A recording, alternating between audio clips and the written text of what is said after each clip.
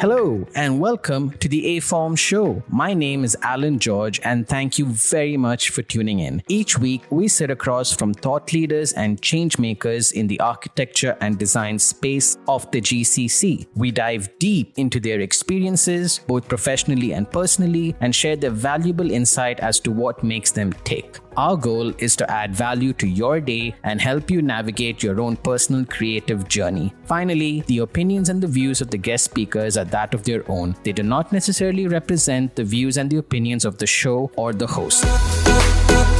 Hello and welcome to the show, everyone. Today we are joined by one of the premier designers of the region, known around our beautiful world as MAK. This designer has been part of and designed some truly unique experiences. From the Gateway to Heaven and the Boost Pod, every project MAK is involved with really challenges architectural thinking. As he is known to say, it's not about the space, it's about the experience. It's a pleasure to have him on the show. So without further ado, let's get into it. Hi, MAK. How are you today? Hi, Alan. I'm very good. Thank you so much for having me here in your nice show. It's a pleasure. Thank you. Thank you for coming on. I've obviously been following your work for a while now, and there's obviously one particular project which I want to talk about because the minute I saw it, I'm like, how is this possible? How is the structure standing?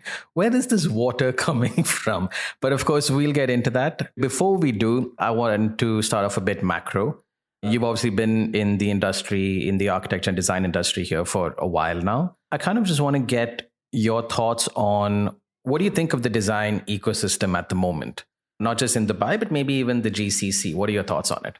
Well, actually here in GCC, I believe we have a lot of, I'm going to talk specifically about Dubai where I'm based here. I mean, we've been, here for almost 9 years. I believe that the ecosystem, it pushes all of us a lot in terms of creating a very challenging environment, and as well creating all the potential needs that you need as an entrepreneur and also as a designer to start setting the tone and foundation for your next move.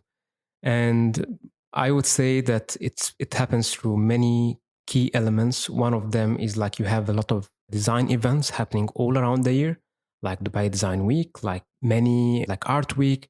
And here you can find an amazing synergy between art, design, culture, which adds a lot. Also, in regards of the leadership, we are here so lucky that we have access to leadership and they can really support. And I was really lucky, meeting with Her Excellency Noor Al-Kabi, the Minister of Youth and Culture, and how she believed, and see what I've been providing, and she showed huge support. Also, Her Excellency Halal Badri, Dubai Culture, and you see as well how they can really, create this kind of nice initiatives and support to this kind of big events like Dubai Design Week. And once you're established, in Dubai Design Week or Dubai Design, placed your license or company, for example, in Dubai Design District, immediately, you are in the world and in the global map. So you can already, get access, to have conversation, with architects and designers and investors, etc., all over the world, not only locally. So I would say it adds a lot of value, and we are lucky that we are part of this ecosystem. Kind of agree with you because having been here pretty much my entire life, I have seen an evolution. I have seen how the design ecosystem started off, what it was maybe about 20 years back, as compared to what it is now. It is dramatically different. And I think you're right. I think it has a lot to do with leadership. I think leadership here is very proactive.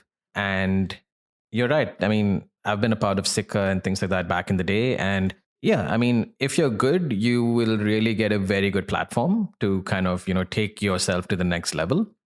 However, rightly so, if you're not up to that, they will let you know very quickly. So yeah, that's cool. I think I wanted to also ask you, because this is a question I kind of selfishly ask for myself. Obviously, you're now design director at your own firm. My question to you is, why KDSV? Why? I mean, when I say why, I'm not saying quite literally what the name is for, but I'm kind of more macro, more philosophically asking, what is Why did you start KDSV and what are you trying to do with it? Well, I would say that, like it's each and every architect's or designer dream to have his own studio, and this starts like from maybe year 1 or 2 when he's in uni. Right. And it always happened like that. This kind of vision or dream, it's kind of undercover, even if they're excelling, like in their companies they're working for, or or even studios. This remained for me. I mean, like from as well, like like as many architects, like that had like been like like a dream to have like like my own design studio. So I was actually like having like really like like in my previous practices, like with my previous companies, it was really like it was good, but there was always something like inside you that triggers like say, no, I can do more, and I need like to get into like in terms of creativity to like to reach a higher ceiling. And this creativity, it's not only like limited by management, sometimes not the management, but just like when you're having your own baby under your name, it's different in a way. Right. I had this dream for some time, for some good time, like to have like established my own design studio. And then when COVID happened, and when we all felt like that this might be like like the end of the world, like these days when we were locked down and in our apartments for almost 2 months. So when this time happened, I started to think, like, okay, so now what? Like if this is going to be like the end of the world. So like, Right. I mean, like how I'm going to, what is my resolution in this? Right. So the idea started to formulate exactly, like by the start of the COVID, where I was practicing for one of the companies in design district. Right. But till I went for vacation, actually, like in the north coast of Egypt, and water was beautiful, the sun was beautiful, like everything, like was very inspiring. And like it was one of the moments like MAK. So now what? Moments of clarity. Exactly. Yes. Yeah. So like, like, so now what? Like if are you going to park your dream, or like, so what are you working for exactly? What's like your personal legend? What's like, like this kind of big questions. At this moment, I was kayaking in the Mediterranean, and then like I took the decision immediately, and I started like like I resigned from my previous job, and I started applying for my license for my company here. Very and cool. This is how it was started. Yeah. So no projects, no clients. Nothing. You just decided, and that was it. Nothing. I believe that there is always like. Yeah, of course, it was going to be easier and better, like if I had like, like kind of a queue of project, like big line of projects like waiting, or like a certain promises from clients.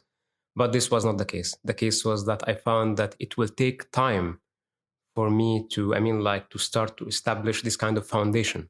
I understood quite well that like it needs time. So I said, like, since the time gonna be happen, let's happen like, like when things are slow. Yeah. I look at it from a totally different perspective, like, and I said like, like, and I believe as well that there is no kind of a good timing. You make the good time, or not, Right. Sometimes circumstances can be harder, like when you get into, for example, like into like a time where like people are very cautious about their money, or, like the economy or the global economy, especially now after, like the war, etc. I can see like the whole world is affected, but still it's your self-esteem, and as well like like I guess the presence, you can challenge this kind of circumstances. Yeah, I think it's kind of the classic example of the glass is half full or the glass is half empty. A lot of people saw COVID as a slowdown, and that was bad. And then someone like yourself sees COVID as a slowdown, but that's a very good thing. And I can see how you can turn that into an opportunity. And yeah, from a timing point of view, for what you wanted to do, that was actually pretty good timing. I'm not going to lie. That's kind of the perfect time to get going. You don't have to start off really hard and heavy and be chasing every lead kind of thing almost, which is quite cool. So if you don't mind me asking then, because there's a lot of listeners who probably want to do exactly what you did, right? Who want to follow their dream, start a studio. But if you don't have work coming in, for example, how did you spend? I'm just curious. How did you spend the first couple of months? What were you working on? What were you trying to answer? Like, this is like a very good question, but like unfortunately, like there is no like kind of exact roadmap, like to reach your target. There's no master plan for this. There's no master plan for it. And actually, like the thing is as well, like like when you start, like I've been practicing, like in companies, in firms, like before starting my company for many years. And like we tend to like to think as designers, like when we're thinking about business, and this is not a reality of thing. Because like in business, you just like you learn from mistakes, and then do like a lot of trial, and from the trials then you create like kind of understanding of how business operate. Right. And there is a huge also amount of disappointments, because like you keep like working so hard, and then like you get disappointment from like project that doesn't come, and then like like you apply for things for project. And I would say that the key here is resistance and patience, and to keep pushing, and to believe as well of why you started. Like, and I guess like anyone who lives with a why, he doesn't have a problem. I mean, like he can reach whatever he wants. So it's trials and resistance, patience, and also discipline. Right. And one of the challenges as well when you quit corporate life or firms that like you used to, like someone is organizing your life, but now like you have to organize and be so self-disciplined in how you approach new projects, and like you have to set for time like very strong kind of schedule as well to stick to. I think that's very interesting.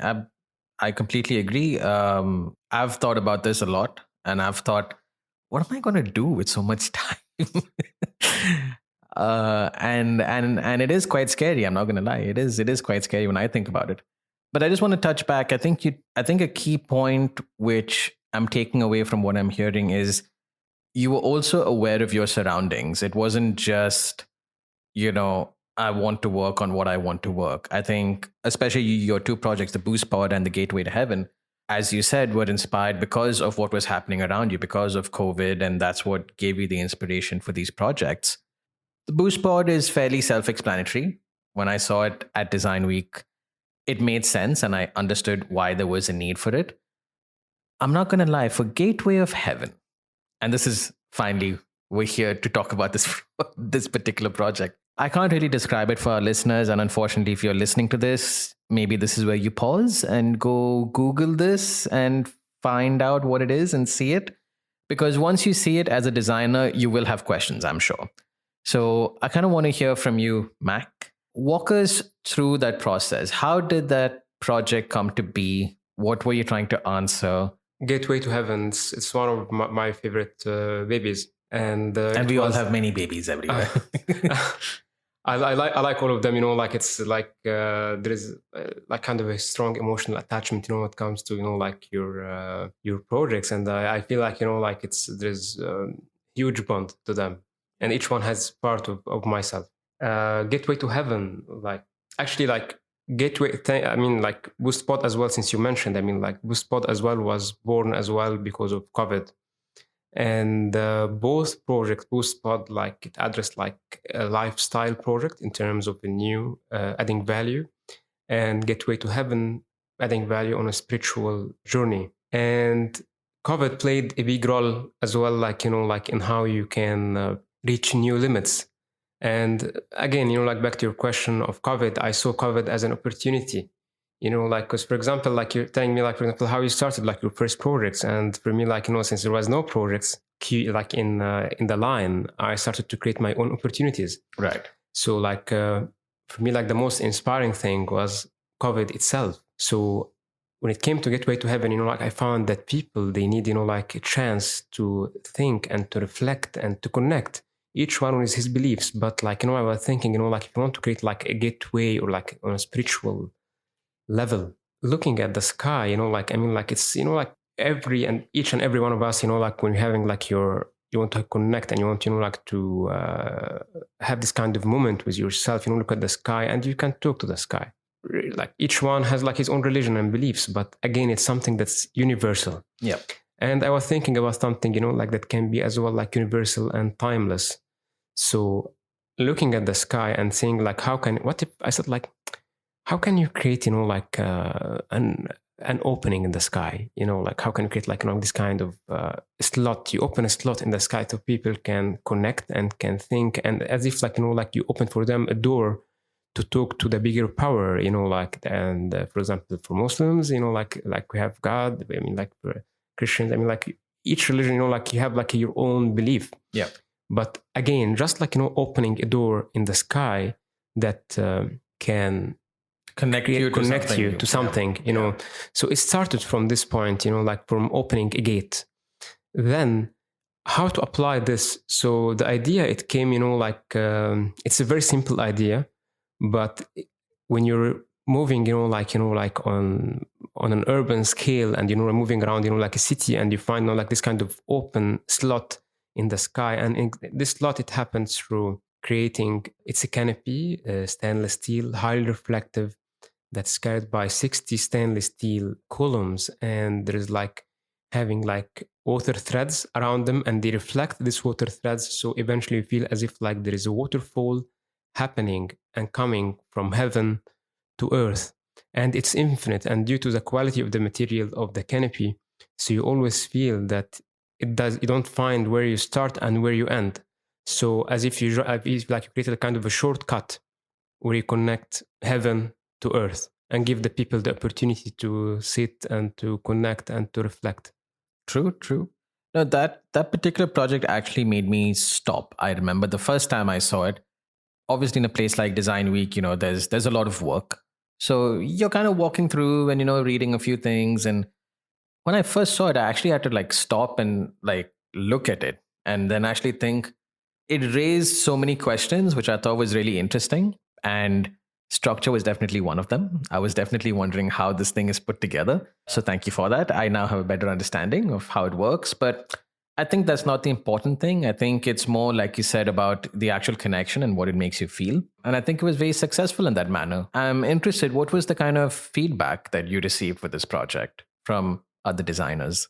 Well, like feedbacks is very important, but we have to be very careful. About the source, and how can we filter the feedbacks, because some of them can be very dangerous in the sense that they can create and increase, like the ego for architects and for designers. And we have to be very careful, about like how we're moving forward.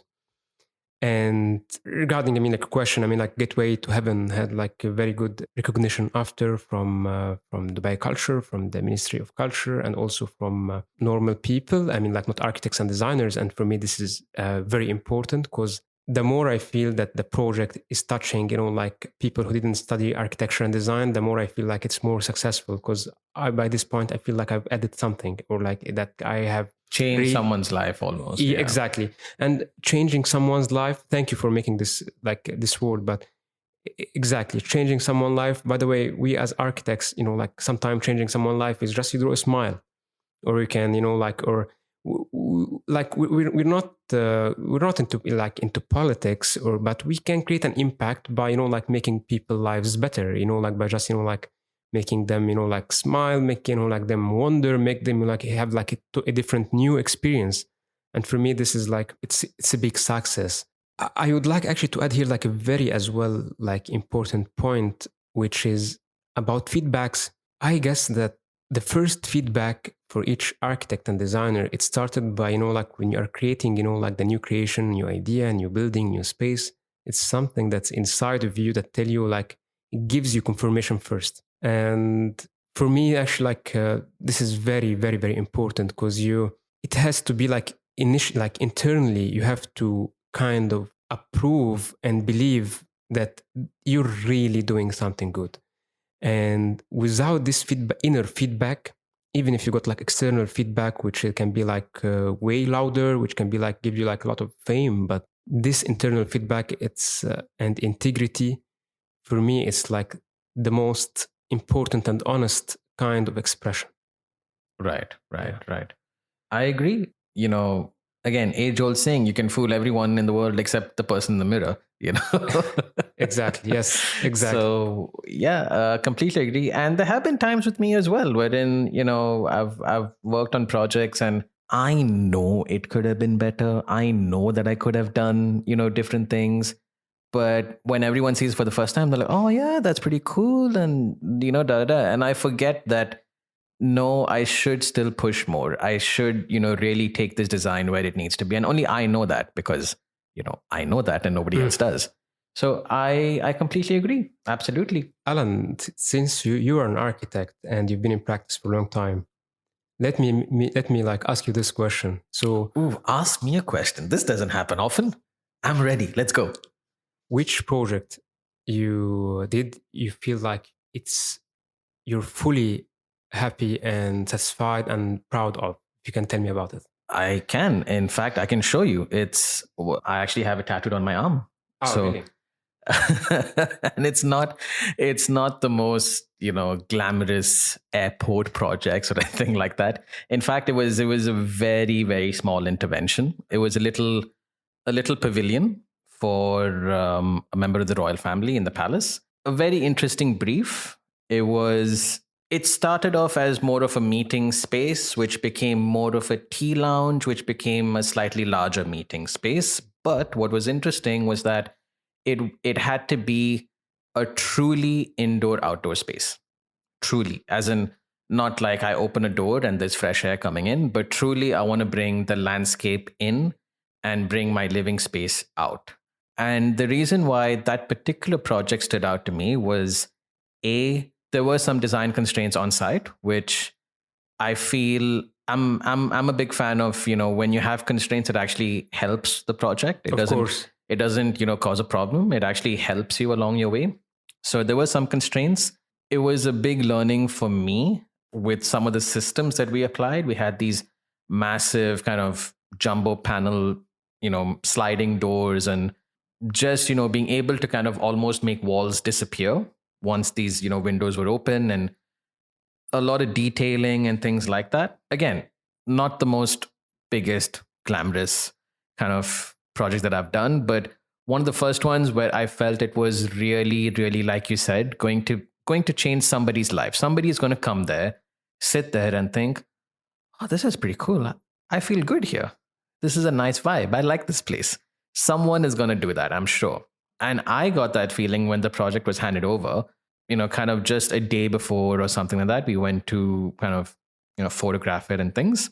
And I remember sitting there with my director at the time, and no one was there. The lights were on.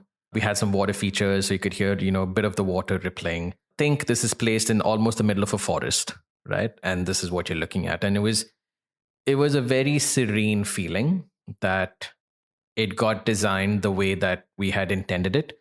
It got built the way that we intended it. And it actually delivered on what we were trying to design it for. And of course, then after that, like you said, it's won a bunch of awards, and everyone who's seen it obviously loves it and so on. But that particular project for me was the first one that actually really, really gave me that feeling, which I suspect was the same with you with Gateway for Heaven. So yeah, impressive. Actually, I like how you mentioned, like it's not the most glamorous and the most having like the biggest or in that sense, but I totally understand. And actually, the more you get into experiencing design and architecture in the whole creative field, the more you understand that projects, for me, if you want to challenge an architectural designer, don't give him the biggest project. Give him just a kiosk to design. Yeah. And you'll find out the amount of creativity or if it does exist or that doesn't exist right in such a project. Because it's never about the scale. It's about experiences, quality, and adding value that you do. Yeah. I couldn't agree more. And this is something which younger architects, intern Shweta, who's also here, should hear, that when I can understand that when you're in university, there's this need to have very grandiose projects. You feel that the bigger the project, the better you are becoming, which like MAK and I are just talking about now is not really the case. It's more about quality. And the most difficult project to typically do is normally the smallest one, just because you don't have any room to play with. You have to be very concise, very clear, and you have to be able to deliver that message very quickly. Whereas on a larger project, it becomes a bit more easier. You have a bit more room to play with and more corridor space and things like that. But yeah, I completely agree. So younger designers, don't be afraid to do smaller projects. There are many architects a lot more experienced than you that are equally scared, is what I'm trying to say. Exactly. And, actually this reminds me of something that I've crossed by, which is when I was very young. When I was 25 25 years old when I came to Dubai, and I was working for one of the firms here, and I was in charge of designing the world's highest residential tower.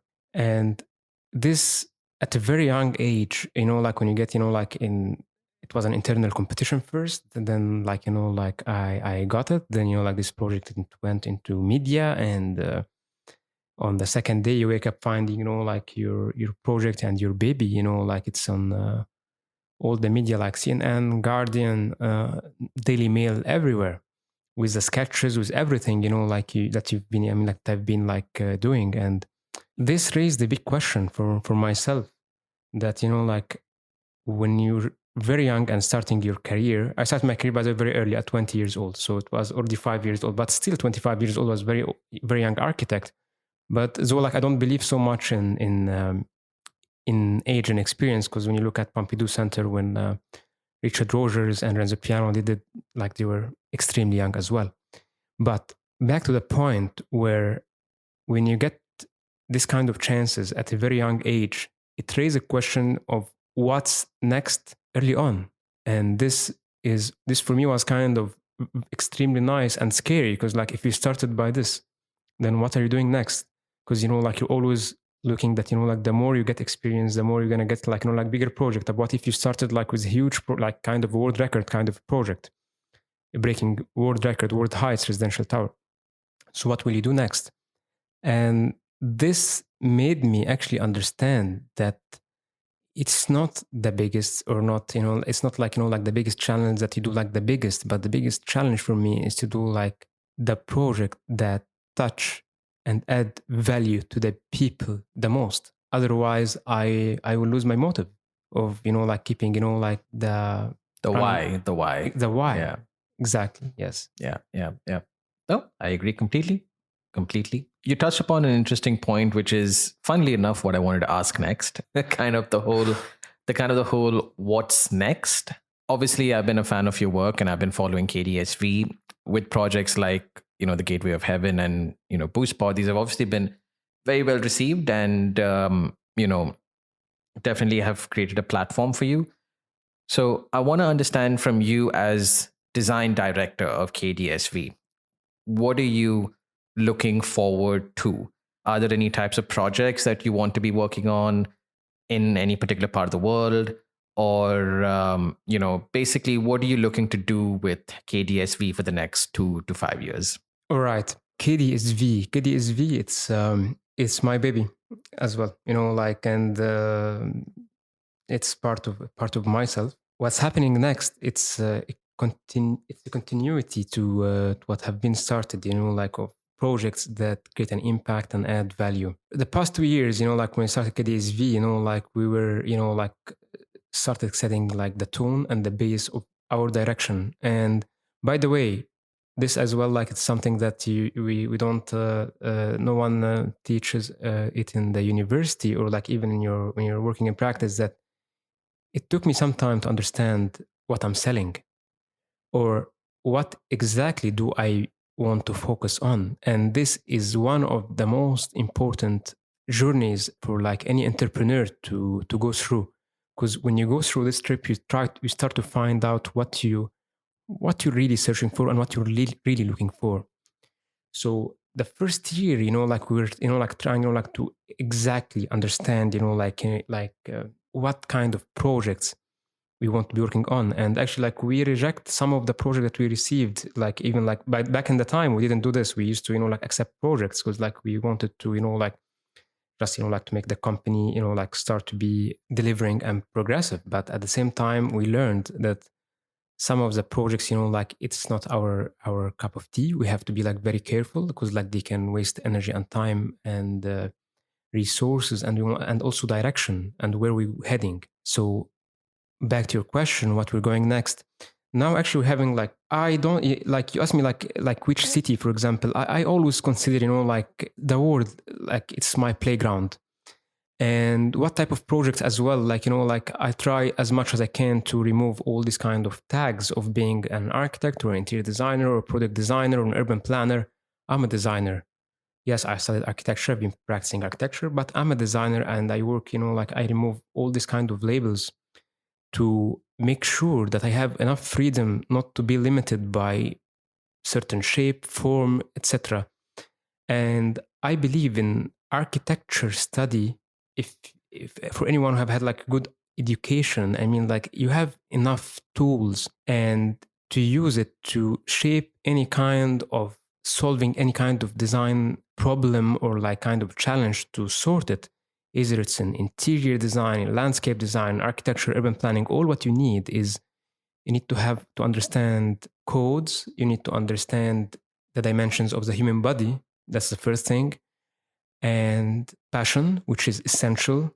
Curiosity, because like I guess like every designer has to be curious of understanding and getting more knowledge, and a tool to express with. And like though I have very like I consider myself one of the lucky people who have like very good hand sketches techniques, but I don't believe like like this kind, like it's all tools. Someone can express with his writing, someone can express with his photography, someone can express with dancing. Like it's all expression.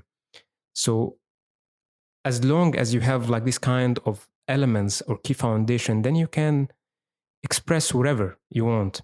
I'm not sure if I'm going far away from the question, but what I want to say that what we want to do is like, like we keep evolving, like in that sense of freedom, making projects that's alive and that keep people inspired.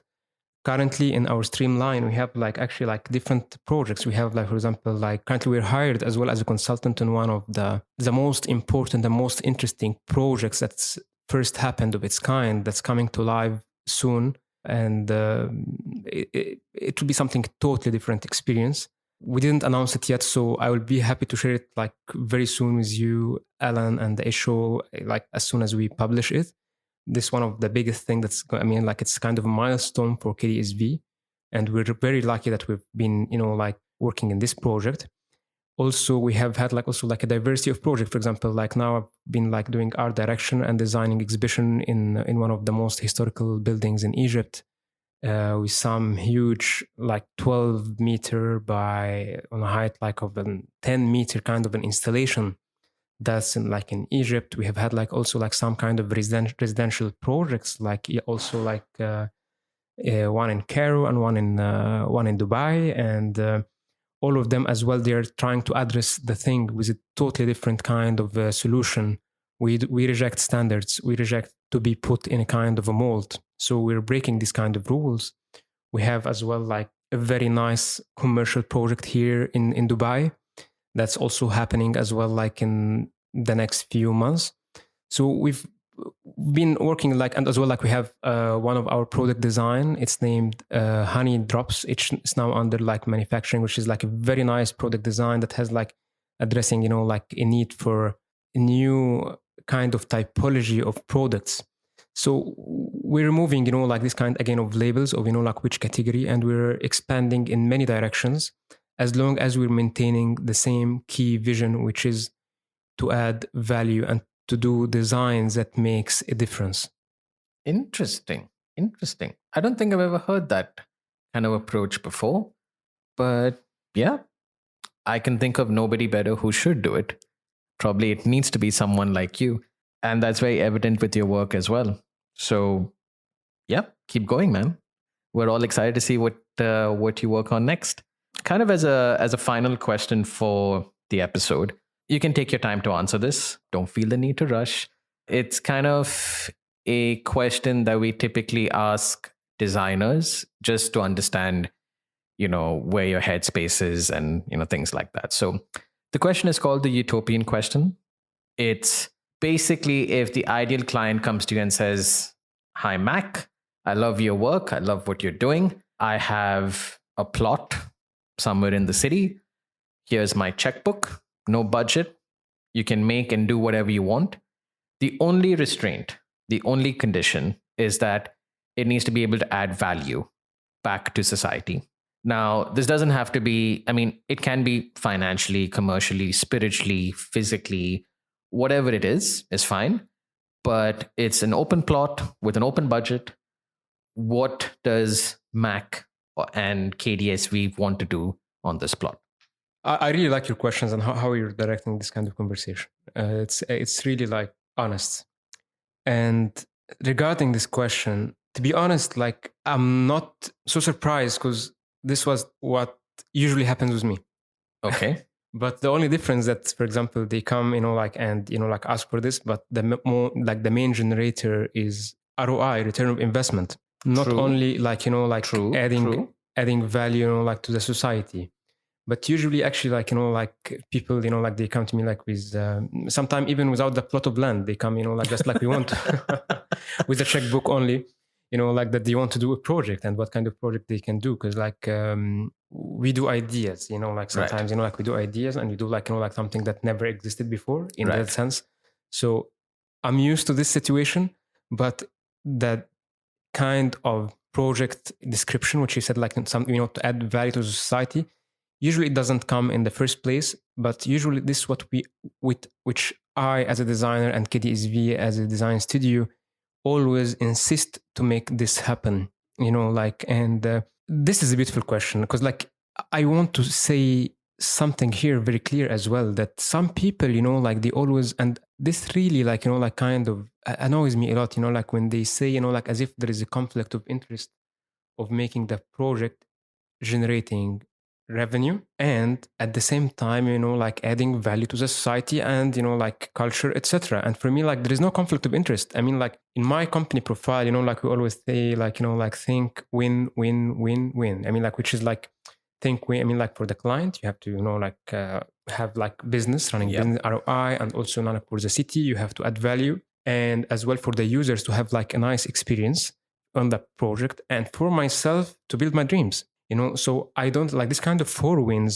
I believe that there is no conflict of interest between them. But what happens is many architects and many designers just get lazy along the way of just showing it's either or, and this really it reaches my limits. And I had actually couple of days ago, I had a meeting with one of the people, and we were in a meeting, and he just mentioned this cannot work because of that. And why are, and for me, we cannot compromise. I mean, why you're compromising? I mean, it means that we didn't do our full role and full job. So I would say that no, this is not, for me, it's not acceptable. It has to absolutely happen. Yeah. I think I've heard this before as well. I think Bjarke Engels always says, yes is more, that it doesn't have to be one or the other. It can be both, or in your case, it can even be four stakeholders can win in this process. And I think you're right. I think if one of them is having to compromise or not feel happy with what they have, I think you're right. I think the designer has not really pushed the project through as hard as he or she should have. Yeah. So you still didn't answer the question though. What's the project? All right. The project itself, what will be the project? What will be a project in this location? To be very honest with you, I feel it's, I always, stay away from, pushing, something from me to happen, in a certain location or context, without having the full ingredients, which means that, for example, if I don't have the certain context with a certain client, with a certain culture of the people around this neighborhood or this place, with a certain all the factors that happens around, it's very hard for me to say I'm going to put this project in this area, even though I have a lot of projects that has already been parked, or aborted projects that we have had, that I would love to put it in many places in the world, but still I would look for a newborn baby. I would not put an old baby in this context, because I would feel that it's I didn't do my job as it should be. Right. Fair enough. We will take that answer. We're happy with that. And for everyone listening, if you want to know more about MAK and KDSV, we'll have their socials and their contacts and things like that tagged in the show notes. And you'll definitely find it somewhere if you want to catch up, ask a question. I'm sure MAK and his team will be more than happy to be in touch with you. Yeah. And finally, thank you so much for your time. I know that this is something which we all have to do kind of outside of what we already do. So we really appreciate your time. Thank you so much for coming on. Thank you so much, Alan. It's been a pleasure meeting you. And I'm so glad of being part of this show. And as well, I really like your questions. They were so creative in how you were placed. and positioned. And as well, like I always see this kind of questions, for a designer, they make him or her like rethink strategies more. Right. That is true. We'll all leave this episode thinking about what we want to do next. All right. Thank you so much. And for the rest of you guys, we will catch you guys next week. Fellow aFormers, thank you guys for listening. Thank you guys for being part of our journey, and thank you for the immense support we've been receiving for our episodes. It has and continues to be a very bumpy road, but we wouldn't want it any other way. If you enjoyed this episode and it brought you value, please share this episode with anyone who may benefit from it. But of course, if you loved the episode, follow us on Instagram and LinkedIn, send us a little DM, and we may just send you a secret link to a secret episode which we've been working on. Wink, wink, nudge, nudge. See you next time. Keep sketching.